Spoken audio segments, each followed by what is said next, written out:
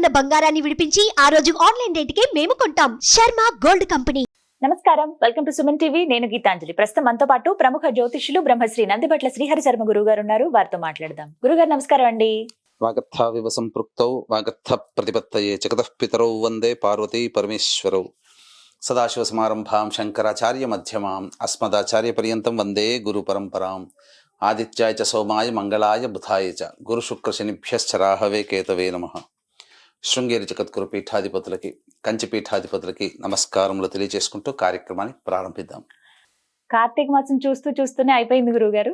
చాలా అసలు కదా, చాలా త్వరగా అయిపోయినట్టు దీపపు అనిపించింది. ఒత్తి హారతి ఎలా అయితే కరిగిపోతుందో అంత త్వరగా ఈశ్వరానుగ్రహం మనకు అంత తొందరగా వస్తుందా అని ఆలోచన, ఎంత చేసుకుంటే ఇంకా ఈశ్వరుని ఎలా మనం ఆ ఈశ్వర అనుగ్రహం ఎలా పొందాలి, ఇంత తొందరగా అయిపోయిందనే ఆలోచనతోనే మనకు సమయం అంతా 30 రోజులు దాదాపు గడిచిపోయిందా అనిపించింది. ఇక చూస్తూ అమావాస్య డిసెంబర్ 1వ తారీఖు కదండి.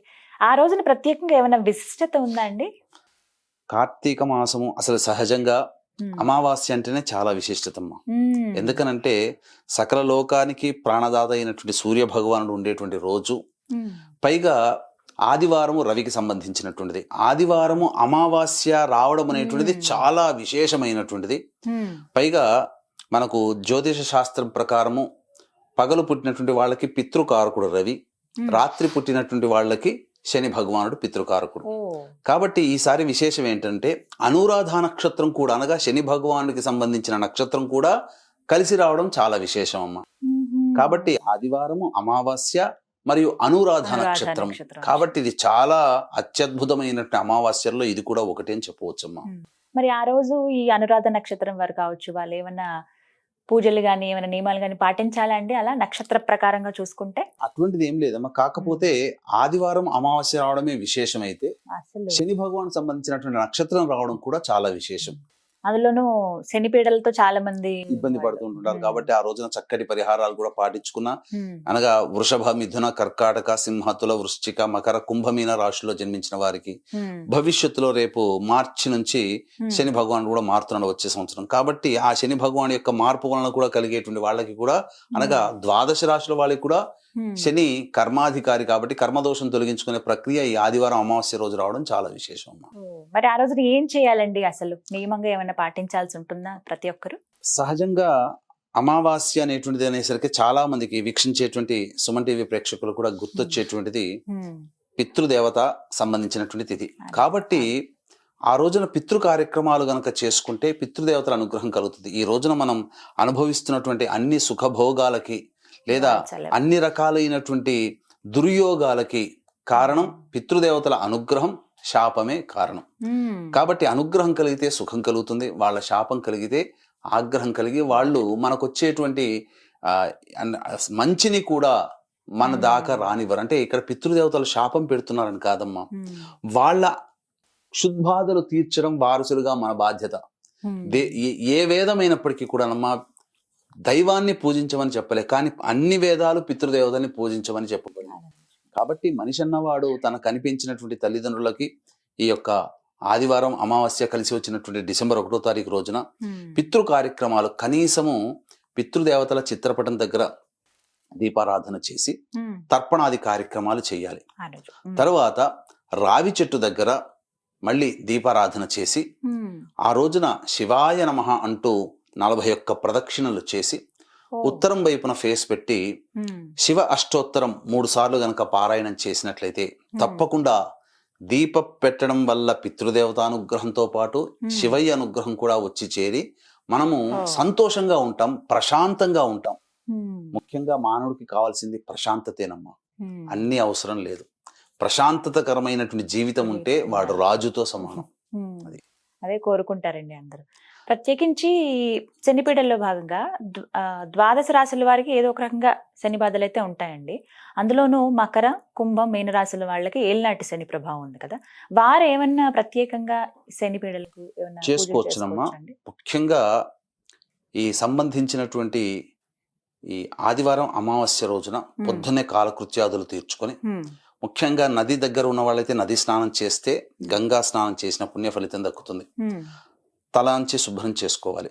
తదనంతరం శివాలయానికి చేరుకొని నవగ్రహాల చుట్టూ శివాయ నమః అంటూ 27 ప్రదక్షిణలు చేసి శని భగవానుడికి తైలాభిషేకం, అచ్చమైనటువంటి నల్ల నువ్వుల నూనె, దీపారాధన నూనె వాడకూడదు.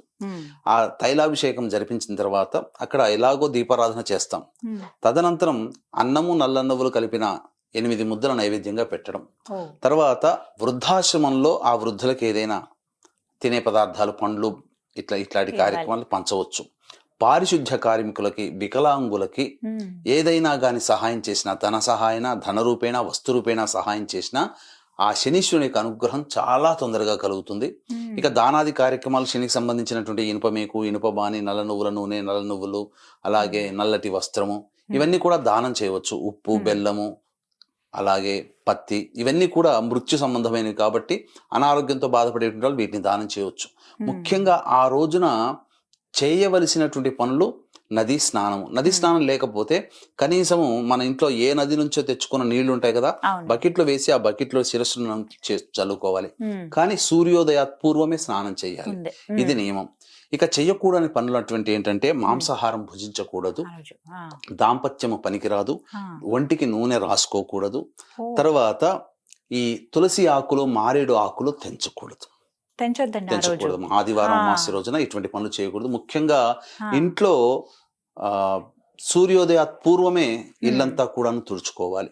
పైగా చీపురు అనగా లక్ష్మీ సంబంధమైనటువంటి వస్తువుల్ని మనం కొనుక్కోకూడదు ఆదివారం రోజున. ఈ నూనె కూడా అమావాస్య వచ్చిన రోజున. కాబట్టి అంతకుముందే అమావాస్య ప్రారంభమైంది కానీ శనివారం నాడు చతుర్దశి ఉంటుంది కాబట్టి ముందు రోజు మారేడు దళాలవి, తులసి దళాలు కోసుకోవచ్చు. మధ్యాహ్నం 3 గంటల చిల్లరకి ఈ అమావాస్య ప్రారంభమవుతుంది కాబట్టి శనివారం నాడు. ఆదివారము 11:59 వరకు అమావాస్య ఉంది కాబట్టి ఈ లోపల పనులన్నీ కూడాను పూర్తి చేసుకోవచ్చమ్మా. ముఖ్యంగా పితృదేవతలకి పిండ ప్రదాన కార్యక్రమాలు చేస్తే మంచిది, లేకపోతే కనీసం తర్పణాలైనా చేయాలి అది. ఇంకా విశేషంగా ఈ అమావాస్య రోజున కాబట్టి శివానుగ్రహము, లక్ష్మీదేవత అనుగ్రహం చాలా తొందరగా కలుగుతుందమ్మా. ఏ విధంగా అండి? ఎందుకంటే అమావాస్య రోజునే లక్ష్మీ అమ్మవారు పుట్టిందని చెప్పి మనకు శాస్త్రాలు ఘోషిస్తున్నాయి. కాబట్టి ఈ లక్ష్మీ అమ్మవారి అనుగ్రహం కోసం ఆ రోజున చక్కగా ఇంట్లో లక్ష్మీ పటానికి, లక్ష్మీనారాయణుడి యొక్క చిత్రపటానికి చక్కగా అలంకరణ చేసి లక్ష్మీనారాయణ సహస్రనామం ఉంటుందమ్మా. సహస్రనామాలలో లక్ష్మీనారాయణ సహస్రనామం ఉంటుంది కాబట్టి ఆ సహస్రనామాన్ని పారాయణం చేసి, లేకపోతే విడిగా తులసి చెట్టు దగ్గర విష్ణు సహస్రనామ పారాయణం, అలాగే లక్ష్మీ సహస్రనామ పారాయణం చేసి 2 అరటి పండ్లు, ఆవు పాలు లేదా మిశ్రి లేదా దానిమ్మ పండు నైవేద్యంగా పెట్టవచ్చు. పెట్టిన తదనంతరం ఎవరికైనా కానీ ఆ యొక్క ఆదివారం అమావాస్య ఉన్నటువంటి సందర్భంలో మిఠాయిలు పంచాలి. లక్ష్మీ అమ్మవారికి స్వీట్ అంటే, మిఠాయిలు అంటే చాలా ఇష్టం. అందుకని మీరు చూశారంటే దీపావళి రోజున ఎక్కువగా మిఠాయిలు పంచుకుంటారు ఆ రోజు. కాబట్టి ఆ అమ్మవారికి ఇష్టమైనటువంటిది మనం ఏదైతే మనం స్వీట్ ని దానం చేస్తామో అంటే కనబడ్డ వాళ్ళకందరికీ కూడా ఇవ్వచ్చునమ్మా. ముఖ్యంగా ఆ రోజున దత్తాత్రేయుని ఆరాధన చాలా విశేషమైన ఫలితం ఇస్తుంది. గురు అనుగ్రహం చాలా తొందరగా కలుగుతుంది కాబట్టి దత్తపాదుకా స్తోత్రము కానీ, దత్తాష్టకము కానీ, దత్త కవచము కానీ వీలైనన్ని సార్లు పారాయణం చేయవచ్చు. ఇంకా అమావాస్య రోజున ఇంకా చెప్పాలి అంటే లలితా సహస్రనామ పారాయణం చేసినా చాలా పుణ్యం అమ్మ. ఆదివారం పౌర్ణమి అని చెబుతారు కానీ ఈ విధంగా లలితా సహస్రనామ పారాయణం చేయడం కూడా విశేషం అమ్మ. కాబట్టి ఎవరికి అలవాటు ఉన్నటువంటి దేవతా స్తోత్రాన్ని వాళ్ళు గనక పారాయణం చేసుకుంటే అద్భుతమైనటువంటి ఫలితం కలుగుతుందమ్మా, అందులో ఏమాత్రం సందేహం లేదు. అలాగే ఈ యొక్క కార్తీక మాసం నెల రోజుల్లో ఆఖరి రోజు కాబట్టి ఈ ఆఖరి రోజున ముఖ్యంగా చంద్రుడు ఉండనటువంటి రోజు, సూర్యుడు మాత్రమే ఉండేటువంటి రోజు కాబట్టి ఈ రవిహోరలో ఎవరైతే ఈశ్వరుడికి ముఖ్యంగా చెరుకు రసంతో కానీ, బెల్లం నీళ్లు కలిపినటువంటి నీటితో కానీ ఈశ్వరునికి అభిషేకం చేస్తే ఉద్యోగ సంబంధమైనటువంటి సమస్యలన్నీ తొలగిపోతాయమ్మా. ఉద్యోగం రాని వాళ్ళకి ఉద్యోగం దొరుకుతుంది. రవిహోర ఎప్పుడు ఉంటుంది? రవిహోర ఉదయం 6:15 నుంచి 7:15 మధ్య కాలంలో. వీక్షించేటువంటి ప్రేక్షకులకు గమనిక, ఈ యొక్క కార్తీక మాసం నెల రోజుల పాటు పూజ జరిపిన తర్వాత పోలి పాడ్యమి అనగా పోలి స్వర్గం వెళ్ళినటువంటి రోజున గోకర్ణ క్షేత్రంలో జాతకరీత్యా కలుగు విద్య, వివాహ, ఉద్యోగ, దాంపత్య, సంతాన, అనారోగ్య సమస్యలకు మరియు వృషభ మిథున కర్కాటక సింహతుల వృశ్చిక మకర కుంభమీన రాశిలో జన్మించిన వారికి శనిదోష పరిహారార్థమై సర్వదోష నివారణ పూజల హోమాలు పర్ హెడ్ 1500 రూపాయలకి చేయించడం జరుగుతుంది. అవకాశం ఉన్న వాళ్ళు కార్యక్రమ తంత్రం కాంటాక్ట్ చేసి మీ గోతనామాలు నమోదు చేసుకోవచ్చు. ఇక దాంపత్య సమస్యలకి వివాహ సమస్యలతో ఇబ్బంది పడేటువంటి వాళ్ళు ఈ సంబంధించినటువంటి పటిక బెల్లం ఉంటుంది కదమ్మా, ఆ పటిక బెల్లం పొడిని నీటిలో వేసి ఆ నీటితో 7 నుంచి 8 మధ్య కాలంలో అభిషేకం చేసుకోవాలి. ఇక వ్యాపార సంబంధమైనటువంటి దోషములతో ఇబ్బంది పడేటువంటి వాళ్ళు ఈ యొక్క ధనాభివృద్ధి కలగాలని చెప్పి మారేడు దళములతో అభిషేకము కానీ అర్చన 8 నుంచి 9 మధ్య కాలంలో చేసుకోవాలి. ఇక సర్వ విధాలుగా ప్రజలతో సంబంధం ఉన్నటువంటి వృత్తి వ్యాపార ఉద్యోగాల్లో ఉన్నవాళ్ళు, అలాగే మానసిక సంబంధంగా ఇబ్బంది పడేటువంటి వాళ్ళు ఆవు పాలతో 9 నుంచి 10 మధ్య కాలంలో. ఇక ఇంతకు ముందు చెప్పుకున్నాం కదా శని భగవాన్ సంబంధించి 10 నుంచి 11 మధ్య కాలంలో శని దోష సంబంధమైనటువంటి దోషాలు తొలగిపోవడం కోసం ఇంతకుముందు చెప్పుకున్నటువంటి శని దోష నివారణ కార్యక్రమాలు చేసుకోవచ్చు. ఇక 11 నుంచి 11:59 వరకే ఈ యొక్క సంబంధించినటువంటి అమావాస్య ఉంది కాబట్టి ఆ సమయంలో గురు సంబంధమైనటువంటి అనుగ్రహం కలగాలనే ఉద్దేశంతో పంచామృతాలతో ఈశ్వరునికి అభిషేకం కానీ లేకపోతే దత్తాత్రేయ కవచం ఆదివారం అమావాస్య ఉన్నటువంటి సమయంలో దత్తాత్రేయ కవచం 11 నుంచి 11:59 మధ్య కాలంలో వీలైనన్ని సార్లు పారాయణం చేయండి. ఇక ఈ శని భగవానికి సంబంధించి ఈ హోర ఉంది కదమ్మా 10 నుంచి 11 మధ్య కాలంలో వృద్ధులకి వికలాంగులకి పారిశుద్ధ్య కార్మికులకి 11 నుంచి 12 లోపల దానాది కార్యక్రమాలు పండ్లు ఇతరత్ర పదార్థాలు పంచవచ్చు. ఈ విధంగా చేయడం ద్వారా అమావాస్య రోజున ముఖ్యముగా ఈశ్వర అనుగ్రహం కలుగుతుంది. ముఖ్యంగా తర్పణాది కార్యక్రమాలు చేయాలనుకునే వాళ్ళు 6 నుంచి 7 మధ్య కాలంలో తమ పితృదేవతలకు తర్పణాది కార్యక్రమాలు కానీ లేదా 11 నుంచి 12 గంటల మధ్య కాలంలో తర్పణాది కార్యక్రమాలు చేయవచ్చు. ఇలా ఆదివారం అమావాస్య చాలా విశేషమైన రోజు అని చెప్తూ ఉన్నారు. కార్తీక మాసం అన్నాళ్ళు ఎలా చేసుకున్నారో ఈ రోజును కూడా అదే తులసి చెట్టు దగ్గర దీపారాధన 30 ఒత్తుల దీపారాధన చేసుకోవచ్చు. 360 + 360 720 ఒత్తుల దీపారాధన చేయవచ్చు అమావాస్య రోజున, తప్పు లేదమ్మా. చాలా చక్కగా వివరించారు గురుగారు. నమస్కారం అండి. సర్వం శ్రీ ఉమామహేశ్వర పరబ్రహ్మార్పణమస్తు.